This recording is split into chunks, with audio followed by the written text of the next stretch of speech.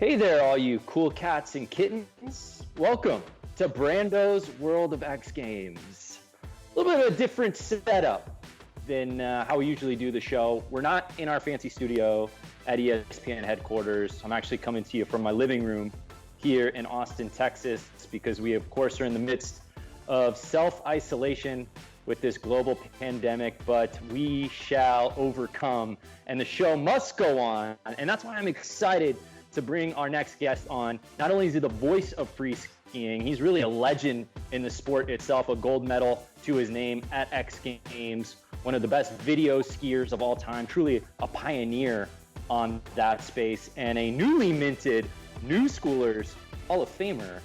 Please welcome now, Tom Wallisch. Tom, hey, what up, man? Brando, how's it going? Thanks for having me on. I'm excited to be here. Yeah, man. So let's talk about this quarantine. What have you been up to? How are you taking it?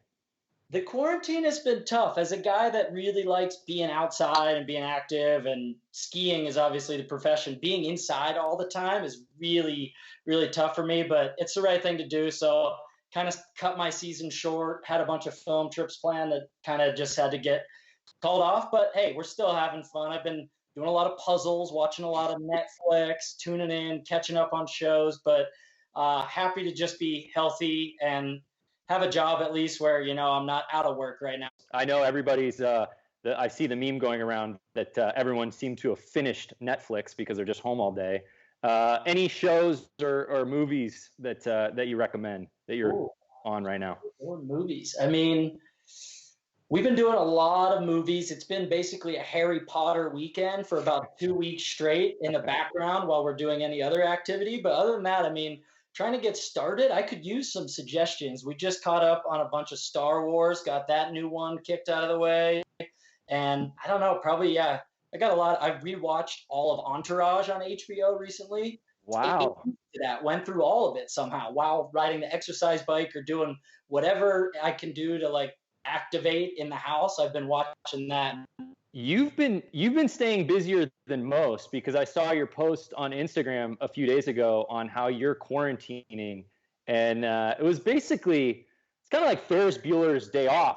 You just weren't in Chicago and didn't have a rich best friend, but you seem to be very active. Yeah, we're definitely still finding a way. Luckily for me, I've got like a little in-ground trampoline in the backyard, so I've been doing some skate tramping or puzzles, little golf shots in the garage, playing a little PS4. I don't know, doing a little bit of everything. But yeah, we're still finding, you see things on the internet. I've been getting challenged to do push-ups every day by somebody. So that's a great way to stay active during this thing, is just check your Instagram stories for a push-up notification. This, unfortunately, coronavirus is certainly, it's a larger scale issue than just what, professional athletes are worrying about. Right now, we're just trying to keep people healthy and save lives, certainly. But I can't help but feel the start of 2020 for Tom Wallisch was really, had the makings of probably an astounding year for you. I think just off the top, you had your Steel City Showdown, which we'll get to in a little bit, which just aired on World of X Games. I'm sure you're excited about that one.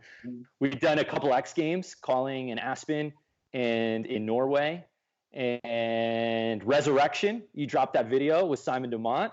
As I said before, you at the New Schoolers Awards, you got the Hall of Fame award. It was a busy couple of months before it came to a screeching halt for you. Yeah, no, it's been an awesome year. The highlight for sure was being able to host that Steel City Showdown event. That was like a dream come true, to go back to Seven Springs where I learned how to ski and like bring that event, bring all the pros together, support rail skiing that kind of had like died off, the rail jam stuff. So we did that. That was a huge success. And then, yeah, everything's been fun. The X Games have been awesome. We've been traveling the world doing some commentary. And then this was kind of going to be finally my time to film outside of the park. It was going to be heli skiing this spring and snowmobiling every day and skiing powder. And it just all got cut short. Heli trip got cut. All the stuff went away. But really, I mean, like you said, can't say it enough. I mean, I'm just happy and healthy and not being out there risking, or I don't want to go out there and get hurt when we have such little space right now for that kind of thing going on. So can't say enough about the healthcare workers right out there now, like taking care of everybody. I mean, I'll sit inside and watch Netflix for 2 months if they need me to. I mean, it's not a hard job. You know, it's interesting that we're talking right now because you and I were actually together when I think it really started to get going, certainly domestically here. We were in Europe earlier in March, and we got I think we came back Monday or Tuesday, and then literally the president said, we need everyone here back in the United States who's a citizen that's not here by Friday, or else you can't come here. We're going to start quarantining you. Crazy. And when we were in Norway, I mean, we were at a public space and big event, and then like the next couple days later, Norway shut their borders and like everything. Like we barely timed it, but it was so cool still to have that event. And I mean, it just sucks. I mean, sports and so much of this community is brought together by sports and events like that, and it's just hard when nothing's going on. People are bored. The silver lining of all of this, of not having, and I know you're a sports fan, as am I, but not having Major League Baseball start, NBA being suspended, same with NHL, is X Games is on TV all the time now. ESPN2, ESPN News, ABC, we're getting best of, I feel like we never get to see ourselves because we're always at the events. And now it's like best of X Games Austin, best of X Games Norway, Steel City Showdown. It feels like it's on every single night. I was thinking, I mean, we got to hit them up. I got other old videos. You need more content. I got movies. Come on, let's get more skiing and snowboarding and action sports on the TV. I mean, it's one of those things you don't rewatch. I mean, you can rewatch a basketball game or something, but you know what's going to happen, where action sports are rewatchable because you might know what's going to happen, but you notice a new nuance of the trick, or I didn't notice that before. And there's always little bits and pieces, at least for me. I love watching action sports for that. It's artistic more than it's just pure athleticism a lot of the time. Right. And talking about videos and video parts, and you've got stuff, it's interesting because I think you were certainly one of the first to foray into the career of free skiing without having to be jump-started with being a contest skier. And I think the story is well known within skiing circles, but I think for the larger scale X Games audience who maybe don't know, obviously you grew up in Pittsburgh, skiing a little bit there and in Maryland, but ultimately that spot that got you the start was that Super Unknown video series, right? Back in 2007. Yeah, that's exactly it. It was a weird kind of start. No one had done it in action sports, or at least in skiing before. It was like, you compete and you eventually get invited to the X Games and you get your start because you do well at an event. But I was like the first athlete that like was never invited to an event, and I got famous just off the internet videos. I kind of started making these ski videos as YouTube came about, and then Facebook, and you were able to like share your video and like sites like New Schoolers. And yeah, somehow, some way that video, the Super Unknown video you talked about, just went viral, or what it was for the time. Like somebody called it what Jesus would look like if they freestyle skied. It just like took off, and my career spiraled upward from there until I didn't get invited to the X Games for like another 3 or 4 years. I was like already becoming a pro skier before I could like be in those big events. It took years and years for me to get recognized on the comp circuit. Well, I think obviously your that video contest and your video going viral kind of came at a sort of a paradigm shift as far as the industry goes, right? Because you talk about going viral, because prior to that point, you know, the best videos that you could see in skiing, and certainly all of action sports, were team videos, right? Whether it was hard goods or brands. Now, all of a sudden, individual video parts are starting to become a thing. And just, I think, as probably Facebook and Twitter is sort of in its infancy, MySpace has kind of faded away, but now YouTube is really starting to make noise. It just seemed like everything came together for you professionally at that perfect time to where you could break through that way. Yeah, no, definitely. I mean, it was perfect timing. The other thing, like, even there were videos before, but they were hard copy DVD, right, you know, once a season. And it finally became, with YouTube and eventually social media as a whole, like, you don't wait till the end of the year to put your film segment out. If you do a crazy trick, you put it out on the internet that day, or on Instagram or YouTube or whatever the new medium is. And it just, like, I was at that right point where YouTube was getting big, where all my videos were just, kids were starving for content. And now we're so blown away. I mean, there's so much content now, but at that time it was like, whoa, I can watch skiing right away. And yeah, it really worked out for me. I mean, I couldn't be more grateful. And I love making the videos. That's the best part for me. I mean, competing was always fun, but the pressure is so high. With a video, you have as much time as you want, surrounded by your friends, no pressure, no crowd forcing you to try something you're scared about. Like, there's something about just being able to create the video that I just love that process so much. Who did you grow up watching, and did you, whether it be professionally or even someone local, that kind of inspired you, that you thought, hey, I can do this? I mean, there were definitely there was no one really at my local hill that was like doing everything I wanted to do. The type of free skiing I wanted to do, I only saw in videos. So every year at X Games, it was me watching guys like Tanner Hall or Simon Dumont and Dave Crichton back in the day. And like everybody, like I was just watching that, or I was watching ski films from Level One or Poor Boys or some of these companies and watching those same athletes. And that's how I learned all my tricks, was watching the video and then telling my buddy to hold the VHS camera while I try that trick and then land on my head. But like, it was just, there was no one really around. Where I grew up, there's a bigger park scene now, but at the time, there wasn't like a scene for free skiing. There were snowboarders maybe doing flips, but I was like, me and my buddies were learning this all together. We had no idea what we were doing. There were a lot of face plants that came along with every land. Seven Springs, where you grew up riding or learned how to ski, at that time, did it have, obviously it has a park now, you just did your Steel City Showdown, but did it have a park back then when you were starting? Yeah, Seven Springs had a park, and then Wisp in Maryland, where I also skied a lot growing up. My parents had a house there. They both had terrain parks, and then since then, Wisp has kind of like given up on it, and Seven Springs, where I spent like the other half of my time, has gone full in, because they realized that the terrain parks, you don't need the biggest hill, you don't need like powder snow. You can make snow and make a world-class terrain park on a 300-foot vertical hill. And they've realized that that's their way to capture, like they can be best in the world, even in southwestern Pennsylvania, just off of building a terrain park. So they've gone all in with it, and I love supporting them. And yeah, they hosted the event this year. They've supported me for the last like 4 or 5 years. I mean, it's just really cool to see that they've invested hundreds and hundreds of thousands of dollars into the terrain park scene and continue to make it a cool thing in Western Pennsylvania. For someone who's spent a career shredding rails, do you remember your first rail? Was it as a park? Was it actually in the streets?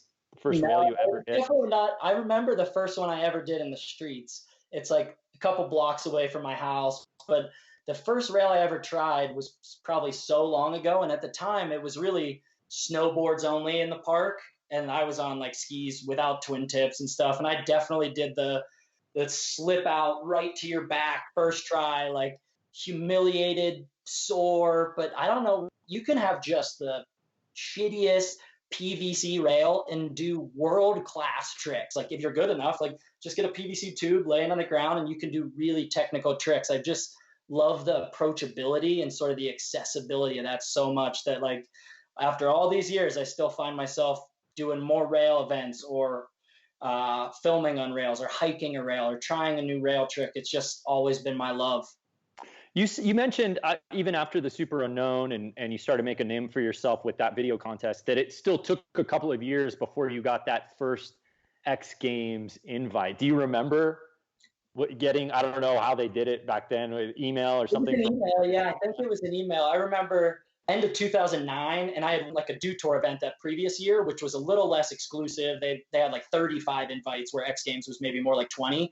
And I was right on the cusp, and I won that event. I was like, I think this is the year. And yeah, right in like December, I got the email, and I was like, it's going down. I ended up making it into finals and then getting absolutely dead last in finals. Just didn't ever land a run. But then it was during the time we were still doing European X Games in Team France. So I redeemed myself out there and got a gold medal at my second X Games appearance ever, which was, you dream about getting a gold medal at an X Games event all your childhood. And that was a dream come true. I mean, coming home and getting one in Aspen in 2019 was huge, and that's more impactful in Aspen. But like just the first one that says X on it and it's gold in color is absolutely insane.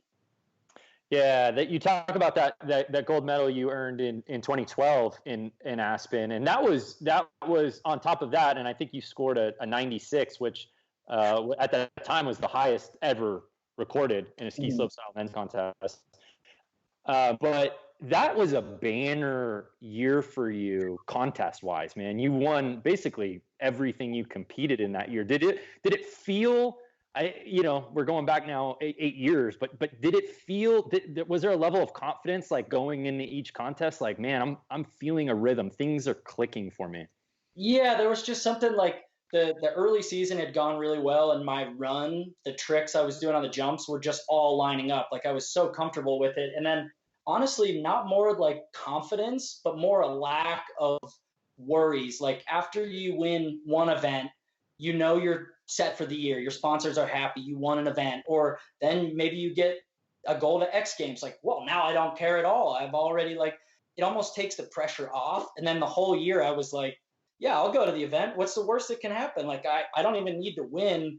I might as well just go and try. And then with no pressure, you ski a lot more fluid. And I was having so much fun because I just not that I didn't care, but I didn't feel any of that like pressure or need to win. I was just enjoying myself. And that's when I've always done the best at events is when I don't stand at the top and stress about why I need to do well or what I need to do. I just focus on, telling myself it's another lap in the park, just smile, have a good time. And it was just easier that year because my run and my skiing was at such a perfect place that like everything I did, I was just comfortable and happy, and yeah, it just worked. Yeah, I keep thinking about the sort of trajectory of your career. And it's, again, I can't help but feel like it's somewhat unprecedented that somebody who really makes a name for themselves, whether it's skiing or snowboarding or skateboarding, filming, and then jumps into the contest scene and actually dominates and wins and becomes a force. Generally, it's the other way around where somebody grows up competing, gets that stage. Oh, are they a contest skier? Mm-hmm. But then they want to break that label and like, no, I want to go film. I want to go to the backcountry. And it's like now they're going to prove themselves in that dimension of skiing. And it felt like you did that first, then started competing, won, all the while still simultaneously filming. So it's just crazy to think of the amount of respect you have sort of cross sport, should I say, from kids who are just in the video parts or watching web edits and then watching the contest too. There are very few people who I feel like can check all those boxes. Yeah, I think the process too is what helped me like get the respect and the love of the kids. Like so many of the kids out there, like they respect the edits and they love the videos and all that stuff. So growing up doing that and coming from the East Coast, not being an Aspen local who's seen the half pipe in the X Games every year for 20 years, like I just had never seen a half pipe in my life for 18 years or whatever it was. Like, I think kids really like the story, and it's just that much more approachable. No one knows how to necessarily get into the X Games next year, but they know how to make an edit and maybe get a sponsor because they made a good edit. It's just like it was a cool stepping stone sort of ladder that you could see and follow. And yeah, man, I've enjoyed every minute of it. And I mean, being able to make the films while competing was part of the reason I think that I was able to compete so well. I mean, everybody focuses so much on it. And then if you have a bad year, I had a couple bad competition years, but if you don't win anything, your whole season was not a success, where at least I still have a segment and 3 edits came out, and I was always sort of doing something. And it was just that love of skiing and filmmaking that like kept me happy and in good graces with the sponsors and with the brands and the magazines. And it was just a little bit of everything. I mean, perfect timing. And it's been a fun ride. I don't think I'm going to be dropping into any X Games courses again anytime soon, unless it's knucklehuck. I took the words right out of my mouth, partner, because you say that. And what was amazing was the inaugural knucklehuck. And to your previous point, it is amazing to be around you at events because kids, as you said, are just drawn to you, and the humility. You're so approachable, and it's amazing to watch these kids who completely look up to you and come and say what's up to you from all walks of life. But anyway, knucklehuck makes its debut at X Games Aspen 2020. Not only do you compete in it, but you also continue with your broadcast duties as you're mic'd up. And that was not only an amazing contest, but actually amazing television to watching you essentially call your own runs.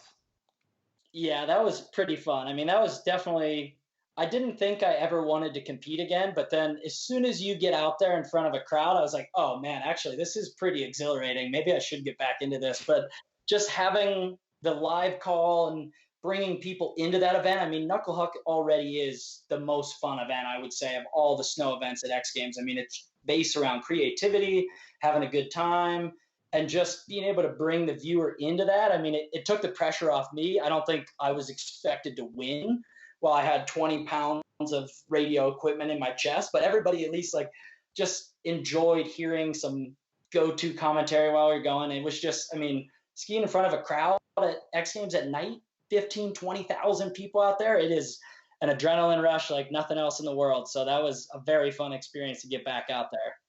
Well, just like Knuckle Huck brought in sort of some new, fresh blood to X Games, and also brings in a type of skier that we wouldn't traditionally see at a contest, right? Same on the snowboard side as well. We saw guys that have never competed at X Games because they aren't contest snowboarders or contest skiers. But all of a sudden you do something like this that's innovative, that's creative, that's a little unorthodox as far as a contest goes.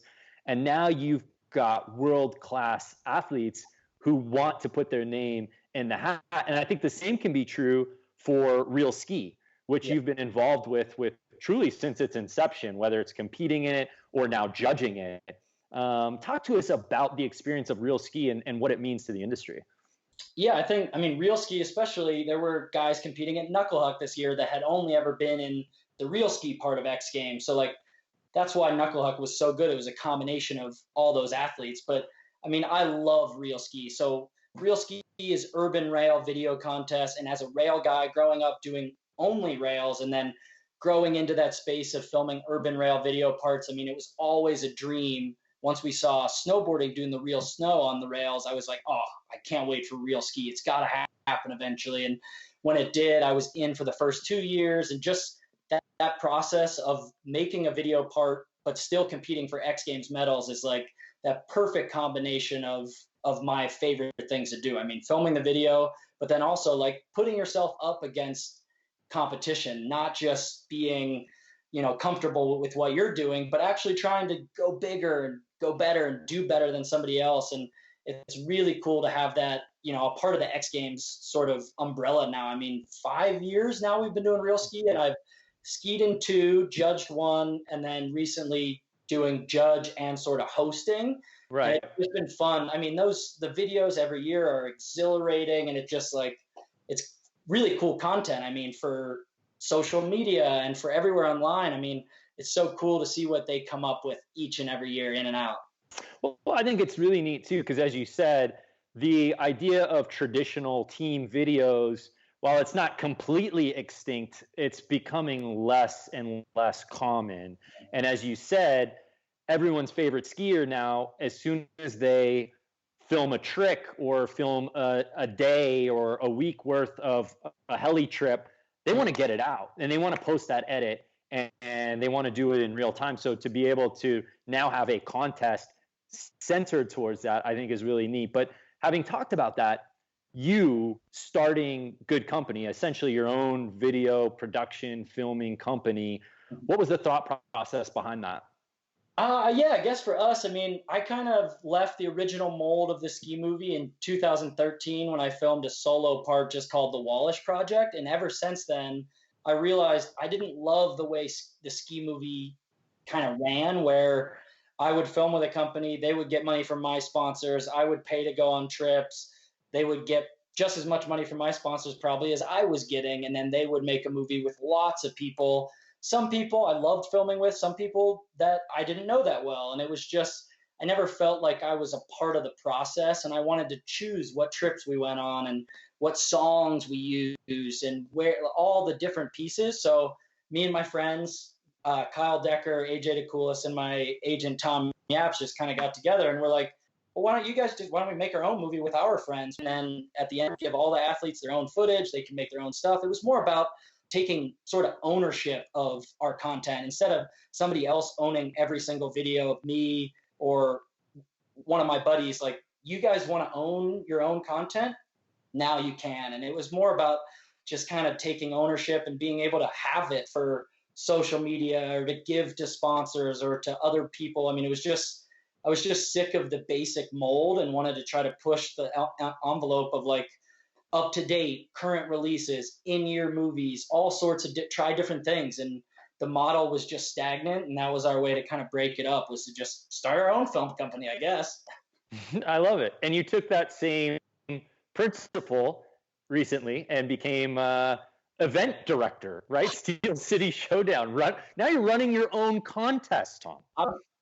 Somebody else is going to have to take that over. I'm going to lose my mind if I do as much as we did for that event. It was so fun, but I am not meant to be an event director. I think I'm meant to be, sideline commentator, maybe just the Joker guy that hangs out and drinks beer with everybody. I don't know if I'm meant to be the overseer, the puppeteer of all that stuff. It was insane. It was definitely a learning experience.